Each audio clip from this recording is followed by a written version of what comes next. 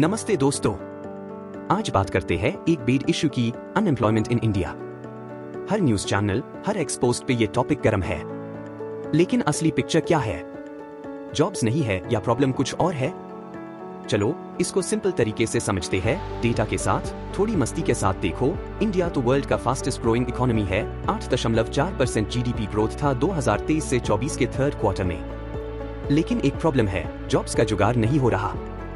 Centre for monitoring Indian economy के हिसाब से सितंबर 2024 में अनएम्प्लॉयमेंट रेट था 7.8%। ठीक ठाक लगता है ना? पर जूम इन करो, अर्बन यूथ मतलब 15 से 29 साल के लोग, उनका अनएम्प्लॉयमेंट रेट है 15.79%। हर 6 में से एक बंदा जॉबलेस है। और बात सिर्फ जॉब्स की नहीं। कौन सा जॉब? ज्यादातर लोग इनफॉर्मल सेक्टर में काम करते हैं, कम सैलरी, नो सिक्योरिटी। तो ये क्राइसिस क्यों है? चलो स्टेप बाय स्टेप देखते हैं। पहले तो नंबर समझो। एक तरफ सीएमआई बोलता है 7.8%, दूसरी तरफ गवर्नमेंट का पीएलएफएस सर्वे कहता है 3.1% अनएम्प्लॉयमेंट इन 2023। ये क्या चक्कर है? सिंपल है, सीएमआई हर महीने डेटा कलेक्ट करता है, जो जॉब ढूंढ रहा है उसको अनएम्प्लॉयड मानता है। लेकिन पीएलएफएस के रूल्स अलग है, 1 घंटा भी काम किया तो एम्प्लॉयड। इसे रूरल एरियाज में अंडर एम्प्लॉयमेंट छुप जाता है। पर एक बात दोनों मान रहे हैं, यंगस्टर्स का बुरा हाल है। हरियाणा में तो अनएम्प्लॉयमेंट रेट 37.4% तक गया था दिसंबर 2022 में। ओडिशा में सबसे कम 0.9%। सिटीज में प्रॉब्लम ज्यादा, विलेजेस में थोड़ी कम। और विमेन, उनका लेबर पार्टिसिपेशन रेट बस 41.7% है। दो ये भी इंप्रूव हो रहा है। ये सिर्फ स्टैट्स नहीं दोस्तों, ये क्रोर्स के सपने हैं जो स्टक है। तो इतनी बेरोजगारी क्यों? 3 बेड रीजंस है। रीजन 1, स्किल्स का मिसमैच। पहला, एजुकेशन और जॉब्स में गैप। इंडिया हर साल 1 करोड़ से ज्यादा ग्रेजुएट्स बना रहा है, लेकिन 80 कंपनीज को कोडर्स चाहिए, एआई एक्सपर्ट्स चाहिए, और कॉलेजेस वो पुराने सिलेबस पढ़ा रहे। रिजल्ट, डिग्री हाथ में, जॉब नहीं। रीजन 2, ग्रोथ बिना जॉब्स। दूसरा, हमारा ग्रोथ जॉबलेस है। मैन्युफैक्चरिंग सेक्टर जो करोड़्स को जॉब्स दे सकता है, सिर्फ 7.6% ग्रो किया लास्ट ईयर। चाइना ने 2000 में मैन्युफैक्चरिंग से दुनिया हिला दी थी।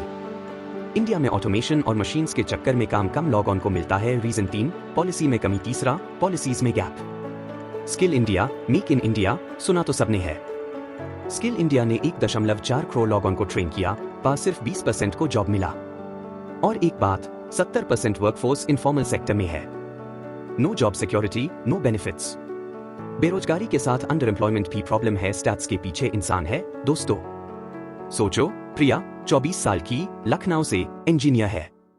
2 साल में 20 जॉब्स के लिए अप्लाई किया, 0 ऑफर्स।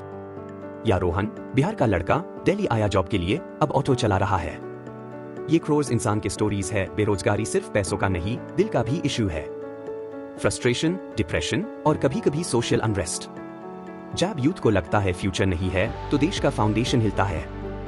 और पॉपुलेशन बढ़ रही है, प्रेशर और भी। गुड न्यूज भी है, गवर्नमेंट स्कीम्स चला रहा है। स्टार्टअप इंडिया ने 1.2 लाख स्टार्टअप्स बनाए, 12 लाख जॉब्स क्रिएट किए। Production linked incentive scheme manufacturing boost कर रहा है। 2030 तक 60 लाख जॉब्स का टारगेट है। और प्राइवेट कंपनीज, टीसीएस, इन्फोसिस ने 2023 में 1 लाख फ्रेशर्स हायर किए। लेकिन प्रॉब्लम ये है, ये एफर्ट्स छोटे हैं। हर जॉब के लिए 10 नए लोग वर्कफोर्स में आ रहे हैं। टाइम बॉम्ब टिक कर रहा है दोस्तों। तो सोल्यूशन क्या? पहला, एजुकेशन बदलो, कोडिंग, एआई, ग्रीन टेक सिखाओ। दूसरा, लेबर इंटेंसिव सेक्टर्स जैसे टेक्सटाइल्स, टूरिज्म को पुश करो। तीसरा, विमेन को एम्पावर करो। मैकेंसी कहता है फीमेल पार्टिसिपेशन से 2025 तक $770 बिलियन जीडीपी में ऐड हो सकता है। और एक बात, सिर्फ जॉब्स नहीं, एंटरप्रेन्योरशिप चाहिए। हमारा यूथ जॉब सीकर नहीं, जॉब क्रिएटर बनना चाहिए। पर इसके लिए पॉलिसीज चाहिए जो बिजनेस स्टार्ट करना इजी करे दोस्तों। इंडिया का डेमोग्राफिक डिविडेंड एक गोल्डन चांस है, पर अभी एक्शन चाहिए। बेरोजगारी सिर्फ गवर्नमेंट का इश्यू नहीं, हम सबका है। ये वीडियो शेयर करो, अपने दोस्तों से बात करो और चेंज के लिए आवाज उठाओ। आपका क्या आइडिया है? इंडिया का जॉब क्राइसिस कैसे सॉल्व हो? कमेंट्स में लिखो। जय हिंद।